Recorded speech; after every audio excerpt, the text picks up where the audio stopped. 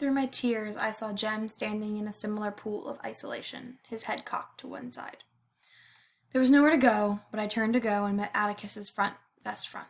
I buried my head in it and listened to the small internal noises that went on behind the light blue cloth. His watch ticking, the faint crackle of his starched shirt, the soft sound of his breathing. Your stomach's growling, I said. I know it, he said. You better take some soda. I will, he said. Atticus, is all this behaving and stuff going to make things different? I mean, are you... I felt his hand on the back of my head. Don't you worry about anything, he said. It's not time to worry. When I heard that, I knew he'd come back to us. The blood in my legs began to flow again, and I raised my head. You really want us to do all that? I can't remember everything Finches are supposed to do. I don't want you to remember it. Forget it. He went to the door and out of the room, shutting the door behind him. He nearly slammed it, but caught himself at the last minute and closed it softly. As Jem and I stared, the door opened again and Atticus peered around. His eyebrows were raised, his glasses slipped. Get more like Cousin Joshua every day, don't I? Do you think I'll end up costing the family $500? I don't know what he was trying to do, but Atticus was only a man. It takes a woman to do that kind of work. Chapter 14. Although we heard no more about the Finch family from Aunt Alexandra, we heard plenty from the town. On Saturdays, armed with Nichols, when Jem permitted me to accompany him, he was now positively allergic to my presence when in public. We would squirm our way through sweating sidewalks, crowds, and sometimes hear, "There's his chillin'," or "Yonder's some Finches." Turning to face our accusers, we would only see a couple of farmers studying the enema bags in the Mako drugstore window, or two dumpy countrywomen in straw hats sitting in a Hoover cart. They can go loose and rape up the countryside for all of them who run this county care, was one obscure observation we met head-on from a skinny gentleman when he passed us. Which reminded me I had to ask a question to Atticus. What's rape? I asked him that night. Atticus looked around from behind his paper. He was in his chair by the window. As we grew older, Jem and I thought it generous to allow Atticus 30 minutes to himself after supper. He sighed and said rape was carnal knowledge of a female by force and without consent. Well, if that's all it was, why did Calpurnia dry me up when I asked her what it was? Atticus looked pensive. What's that again? Well, I asked Calpurnia coming from church that day what it was, and she said ask you, but I forgot to, and now I'm asking you. His paper was now in his lap. Again, please, he said. I told him in detail about our church at Calpurnia. Atticus seemed to enjoy it. But Aunt Alexandra, who was sitting in the corner, quietly sewing, put down her embroidery and stared at us. You all were coming back from Calpurnia's church that Sunday? Jem said, Yes'm, she took us. I remembered something. Yes'm, and she promised me I could come out to her house some afternoon, Atticus. I'll go next Sunday if it's all right, can't I? Cal said she'd come and get me if you were off in the car. You may not, Aunt Alexandra said it. I wheeled around, startled, then turned back to Atticus in time to catch his swift glance at her. But it was too late. I said, I didn't ask you. For a big man, Atticus could get up and down from a chair faster than anyone I ever knew. He was on his feet. Apologize to your aunt, he said. I didn't ask her, I asked you. Atticus turned his head and pinned me to the wall with his good eye. His voice was deadly.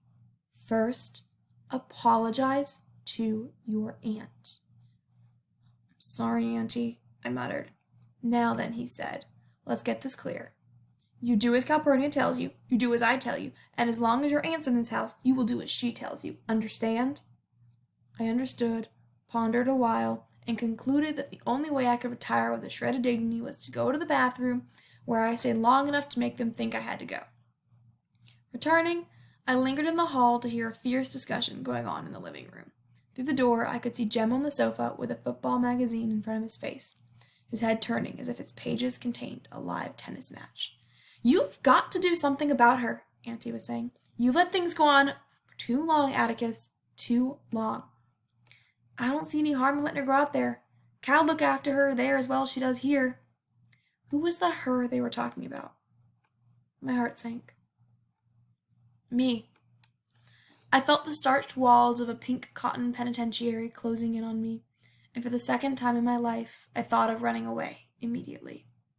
Atticus, it's all right to be soft-hearted. You're an easy man. But you have a daughter to think of. A daughter who's grown up. That's what I'm thinking of.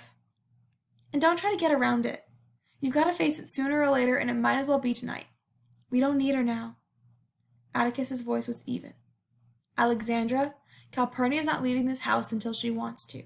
You may think otherwise, but I couldn't have gotten along without her all these years. She's a faithful member of this family, and you'll simply have to accept things the way they are. Besides, sister, I don't want you working your head off for us. You have no reason to do that. We still need Cal as much as we ever did." "But Atticus—" "Besides, I don't think the children have suffered one bit from her having brought them up. If anything, she's been harder on them in some ways than a mother would have been. She's never let them get away with anything. She's never indulged them the way most colored nurses do. She tried to bring them up according to her lights, and Cal's lights are pretty good. And another thing, the children love her." I breathed again.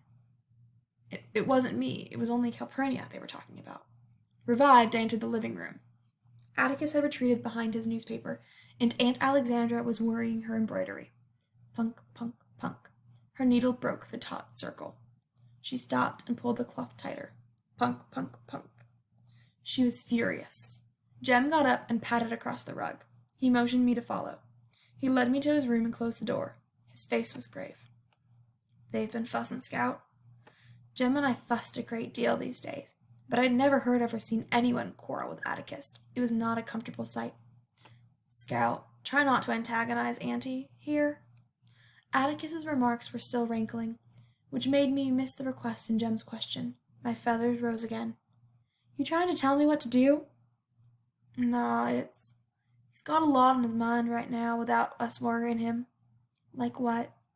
Atticus didn't appear to have anything especially on his mind. "It's this Tom Robinson case that's worrying him to death." I said Atticus didn't worry about anything. Besides, the case never bothered us except once a week, and it didn't last. "That's because you can't hold something in your mind but a little while," said Jem. "It's different with grown folks. His maddening superiority was unbearable these days. He didn't want to do anything but read and go off by himself. Still, everything he read he passed along to me, but with this difference. Formerly because he thought I'd like it, now for my edification and instruction." "Gee, crawlin' hova, Jem, who do you think you are?" "No, I mean it, Scout. You antagonize Auntie, and I'll spank you." With that, I was gone. "Damn Morphodite, I'll kill you." He was sitting on the bed, and it was easy to grab his front hair and land one on his mouth. He slapped me, and I tried another left, but a punch in the stomach sent me sprawling on the floor. It was nearly knocked the breath out of me, but it didn't matter because I knew he was fighting. He was fighting me back. We were still equals. "Ain't so high and mighty now, are you?" I screamed, sailing in again. He was still on the bed, and so I couldn't get a firm stance, so I threw myself at him as hard as I could, hitting, pulling, pinching, gouging. What had begun as a fist fight became a brawl. We were still struggling when Atticus separated us. "That's all," he said. "Both of you go to bed. Right now." I said at Jem. He was still being sent to bed at my bedtime. "Who started it?" asked Atticus in resignation. "Jem did. He was trying to tell me what to do. I don't have to mind him now, do I?" Atticus smiled. "Let's leave it at this. You mind Jem whenever he can make you. Fair enough?"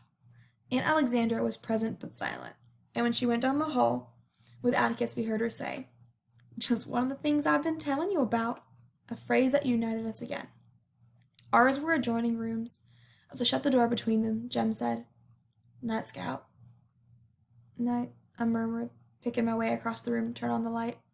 As I passed the bed, I stepped on something warm, resilient, and rather smooth. It was not quite like hard rubber, and I had the sensation that it was live. I also heard it move. I switched on the light and looked at the floor by the bed. Whatever I had stepped on was gone. I tapped on Jem's door. "What?" he said. "How does the snake feel?" "Sorta rough, cold, dusty. Why?" "I think there's one under my bed. Can you come look?" "Are you being funny?" Jem opened the door.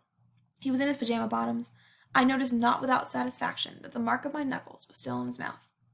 When he saw I meant what I said, he said, "If you think I'm going to put my face down to a snake, you got another thing coming. Hold on a minute." He went to the kitchen and fetched the brew. "You better get up on the bed," he said. "You reckon it's really one?" I asked. This was an occasion. Our house had no cellars. They were built on stone blocks, a few feet above the ground, and the entry of reptiles was not unknown, but was not commonplace. Miss Rachel Haverford's excuse for a glass of neat whiskey every morning was that she never got over the fright of finding a rattler coiled in her bedroom closet on her washing when she went to hang up her negligee. Jem made a tentative swipe under the bed. I looked over the foot to see if a snake would come out. None did. Jem made a deeper swipe. Do snakes grunt? It ain't a snake, Jem said. It's somebody. Suddenly a filthy brown package emerged. Package up from the bed. Jem raised a broom and missed Dill's head by an inch when it appeared.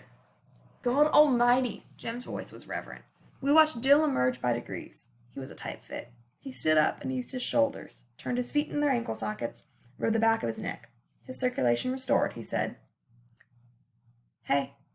Jim petitioned God again. He was speechless. I'm about to perish, said Dill. Got anything to eat? In a dream, I went to the kitchen.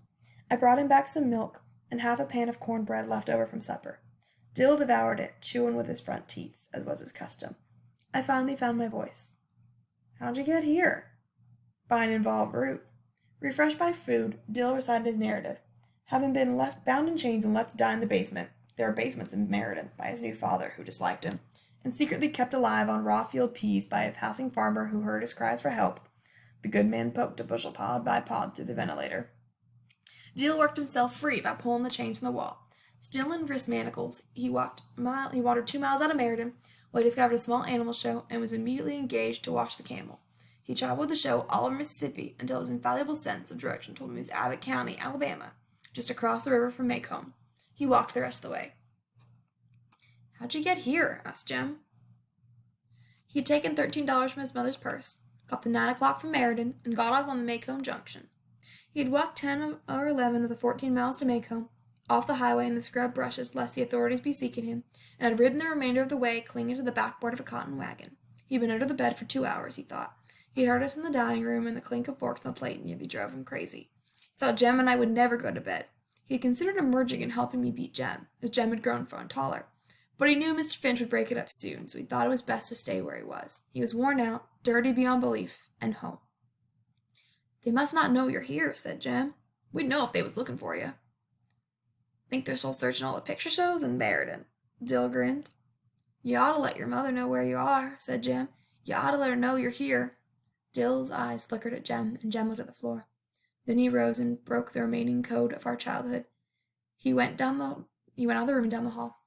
Atticus? His voice was distant. Can you come here a minute, sir? Beneath its sweat-streaked Dill's face went white. I felt sick. Atticus was in the doorway. He came to the middle of the room and stood with his hands in the pockets, looking down at Dill. I finally found my voice. It's okay, Dill. When he wants you to know something, he tells you. Dill looked at me.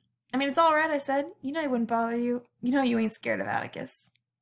I'm not scared, Dill muttered. Just hungry, I'll bet. Atticus' voice had its pleasant dryness. Scout, we can do better than a pan of cold cornbread, can't we? You fill this fellow up, and when I get back, we'll see what we can see. Mr. Finch, don't tell Aunt Rachel. Don't make me go back. Please, sir, I'll run off again. Whoa, son, said Atticus. Nobody's about to make you go anywhere but to bed pretty soon. I'm just going over to tell Miss Rachel you're here and ask her if you could spend the night with us. You'd like that, wouldn't you? And for goodness sake. Put some of the county back where it belongs. The soil erosion's bad enough as it is. Dill stared at my father's retreating figure. He's trying to be funny, I said. He means take a bath. See there? I told you he wouldn't bother you. Jem was standing in the corner of the room, looking like the traitor he was. Dill, I had to tell him, he said. You can't run 300 miles off without your mother knowing. We left him without a word. Dill ate and ate and ate.